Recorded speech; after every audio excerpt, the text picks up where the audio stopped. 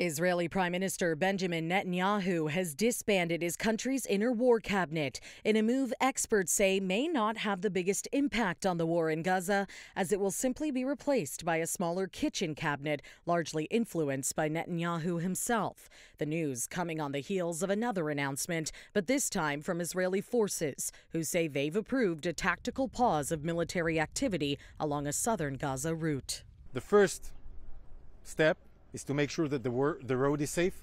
The road will be safe. Military-wise, it will be safe in our planning, in our attacks. This map depicting the route, which spans from the Karim Shalom crossing all the way to the European hospital. Troops say it will be a safe road every day between 8 a.m. and 7 p.m., adding that it'll be used to allow the flow of aid to reach civilians, something Israeli officials say they've been prioritizing throughout the entirety of the war. Israel has continuously improved our capacity for performing security inspection of humanitarian aid. Israeli officials have continuously pushed the narrative that the country's troops are not to blame for a lack of aid in Gaza, and on Monday shifted that blame to the United Nations, saying the organization is slacking on trying to curb the humanitarian crisis. There are two issues, and the main one is that of logistical issues, right? The one of not having sufficient amount of trucks, not having enough truck drivers, not working enough hours a day, not having enough storage. These are all different things that the UN can and should be improving. Israeli military spokesperson Hagari also pointing the finger, but at Hamas, telling CNN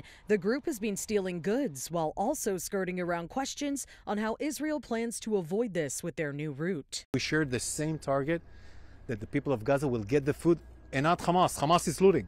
But Hamas is taking the food. It is the law and order issue, because obviously law enforcement has been targeted by Israeli military, and so that there is no law enforcement within Gaza. So are you going to escort these trucks? The military will escort them? Well, this is a war zone, and we need to act inside a war zone. International aid groups working with the UN say they've used this route before and are not sure what's new about the passageway. They add that they have major concerns regarding the legitimacy of the fighting stoppage. Elsewhere, concerns are also heightened regarding the overall endgame to the war in Gaza, thousands taking to the streets of Tel Aviv and Jerusalem to call for Netanyahu's resignation, the return of Israeli hostages, and a concrete day after plan for Gaza. For City News, I'm Karling Donoghue.